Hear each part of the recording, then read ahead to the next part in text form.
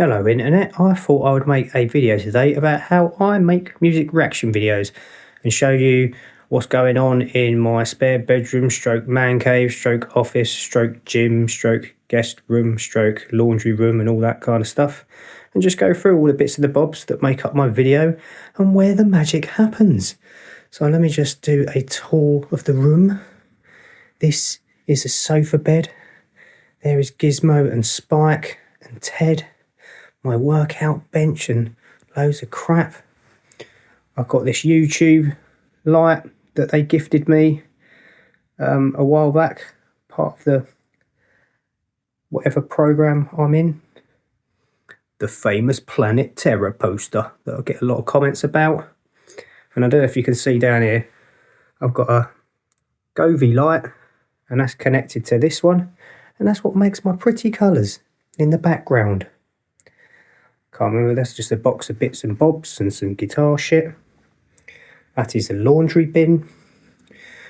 Those are my weights where I pump some iron from time to time and look all buff and shit. And this is the desk, my standing desk. Got a nice, I can't remember what the size of this monitor is, 34-inch curved monitor screen, which I got sometime last year. That is my Sony ZV-1 camera that I've been using pretty much since the beginning of 2023. I also purchased recently a newer GL1 Pro panel light. I just think it's a bit more powerful than the ring light that I was previously using, and it's got a bit more juice in it. I've also got a Focusrite Scarlett, I think it's an AI6U audio interface.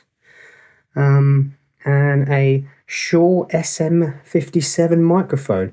I had been using an NT1000, a Rode NT1000 forever, which is a condenser microphone. And recently, about 2 or 3 months ago, I decided to start trying out my videos with this, and I think it has a lovely, warm SM57B type sound, which is perfect for what I do. And I think the audio enhancement is a very noticeable difference to what I was doing before.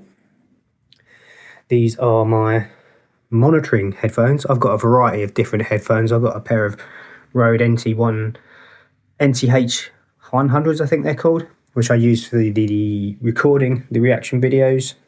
This is just a bunch of crap and bits and bobs.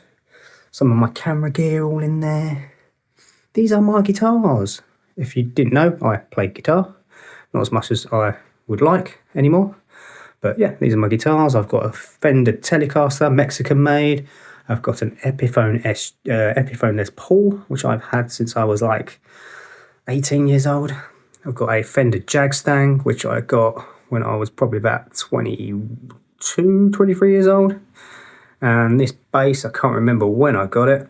I think I traded a Fender Squire Strat so that I could use it to make recordings and stuff. This is Be Your Own Pet.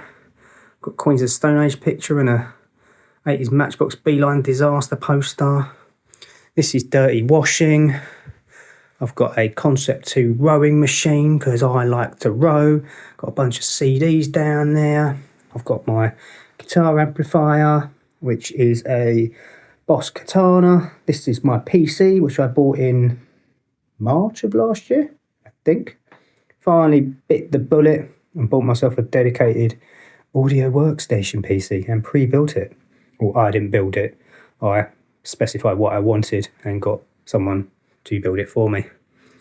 The famous Amy Winehouse picture, which does get a lot of comments. That is Jamina Pearl of Be Your Own Pet, one of my favourite bands. And this is a picture my mate Gal did of me. Yes, I know. That's very weird, isn't it? But that was his interpretation of me when he painted it. Got to be at least 20 odd years ago, maybe even more. So yeah, this is where essentially the magic all happens. This is daytime. So as you can imagine, when you turn the lights off or close the curtains, and if I'm recording during the day, I will put some blackout blinds up there, as well as up that window there, and close these curtains. So what I will do now is switch to that mode and turn the lights and stuff on so you can see how it goes through that process? Yeah, let's do it. And action. Clearly not, because you can't see shit and neither can I. So what I'm going to do is turn on some of the lights gradually that make up and form my scene just the way I like it. So give me a second. I'm going to go to the back of the room and turn on the Govee lights.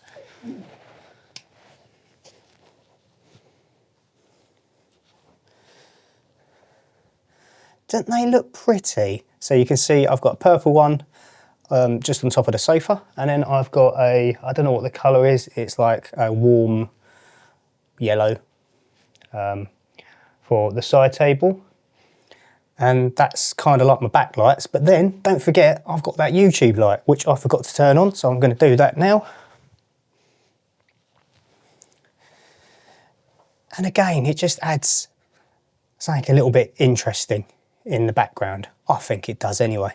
But even at this stage, you still can't see me. You can see the background and Gizmo and Spike and Ted and all that kind of stuff, but you can't see me. And what I've also got just down here, oh, nearly fell over it. That would have been embarrassing. I've got this really shit RGB USB powered ring light. And I like to have that on and facing at the wall, and a nice purple colour. So I will turn that on for you now. There we go. That looks really pretty, doesn't it? I think when I did a Prince video last year or earlier this year, that's when I thought, oh, why don't I put the ring light there and make a nice feature wall instead of it just being that peach colour wall that you saw earlier in the video. So yeah, even at this stage, clearly the frame and video isn't ready to go. I need my key light, which is the newer GL1 Pro. So I'm going to turn that on now. Oh, there we go.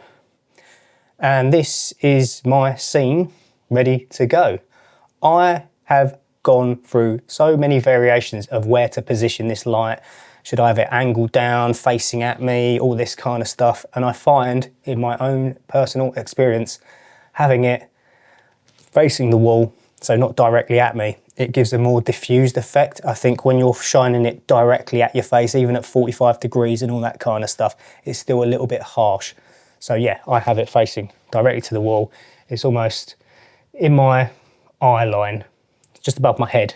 The bottom of the LED panel is just above the bottom. The LED panel, the bottom of it, is just above the top of my head. That's basically what I'm trying to say. And this is how I pretty much record videos. I'm trying to think if there's anything I'm missing. I don't think there is.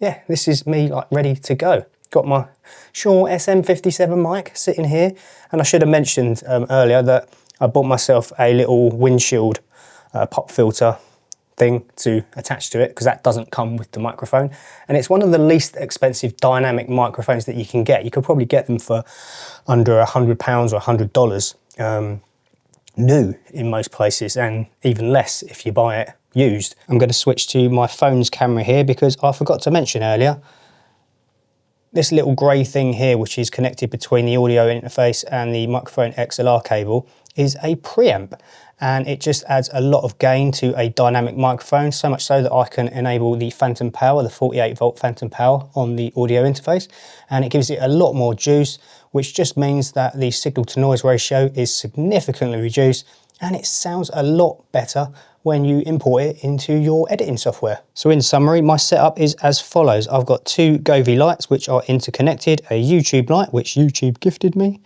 a crappy RGB ring light which I've set to purple to go against the wall and add some colour to it, a newer GL1 Pro as my key light, Shure SM57 as my vocal mic, dialogue mic, whatever we want to call it, a Sony ZV-1 which is recording me, a Focusrite audio interface, and some Rode NTH100 headphones, and of course a computer. Now I must add that you don't need all of this gear and to spend this amount of money to make YouTube videos, especially if you're just starting out. For example, you don't need a Sony ZV-1 camera.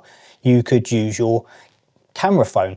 Phones in cameras nowadays are pretty ace, especially on iPhones and Google phones and Samsung phones and stuff like that. So you could get away with that. You don't necessarily need an audio interface. You could buy a USB microphone and just plug that into your PC or laptop, and they are more than good enough. The reason I've got all of this gear, as I said before, is because I studied music production and engineering, and I used to write and record my own music. So I've got audio interfaces and microphones and amplifiers and loads of gear. So it's just something I've already got in my arsenal that I've purchased over 25 years of my life, but you don't need them. The LED panel light to the left of me here, which acts as my key light, you don't necessarily need to spend £90 or $100 US. You could quite easily get away with a standard ring light, or alternatively, if you've got great natural light in your room because of windows, then take advantage of that. You've just got to experiment. Bounce lights off the walls in different positions, put them at different angles and heights until you get a camera image that you are happy with and makes you look flattering on screen. Me, I'm never going to look flattering on screen, so this is the best I can do. I'd love to have huge soft boxes and all that kind of stuff with diffusers, which you see a lot of the pro YouTubers having, but you've seen my room and dimensions. I just don't have the capacity to do that. My desk is right against the wall, so it's just not practical. So this works for me and it seems to do the job. Personally speaking, I think that audio quality is even more important than your video quality and lighting setup. That's how I feel. If you've got shit audio, then people aren't going to last to the end of the video, especially if it sounds like it was recorded in the toilet. Currently, I'm recording using a Rode Wireless Go 2 lavalier mic, but I will switch over in a few moments to my SM57 so you can hear what that sounds like too. But just don't skimp on the audio. Don't use your phone's camera microphone because it will sound awful. Don't use your camera microphone because 9 times out of 10 it will sound awful too. Just buy yourself a, worst case scenario, a USB condenser microphone. There's plenty out there. Just search online like top USB condenser microphones and check out the reviews, watch them on YouTube, look at the reviews on Amazon, all that kind of stuff, and you will find one that you need and that you want, and then it will just enhance your videos 100 times more than if you use those shitty internal microphones on your camera and your phone. And now I should be switched over to the Shure SM57. It's about just over a fist length width away from my mouth. I don't understand why these people, you see them, they're like eating the mic, they're eating the mic, but then that just picks up so many like noises, like great for ASMR and all that kind of stuff, but not so much when you're just doing normal talking and all that, because you end up having to cut them out and silence them and stuff like that. So yeah, it's kind of like a 45-degree angle pointing at my face.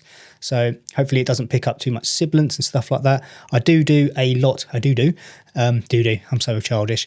I do a lot of post-processing after I've finished this video. I'm not going to show you the specifics in how I record in OBS and then import into DaVinci Resolve, because they quite honestly could be individual videos and quite long videos in themselves. If you would like me to do that, then please let me know in the comments section, and it's something I could potentially do in the future. Can't think of anything else really.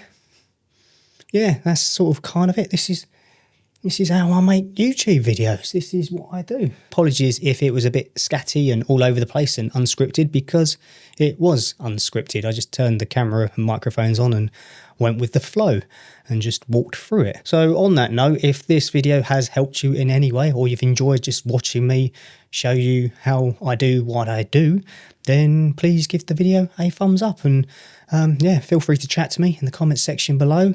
Look after yourself. Hopefully I'll see you very soon. Bye for now, people.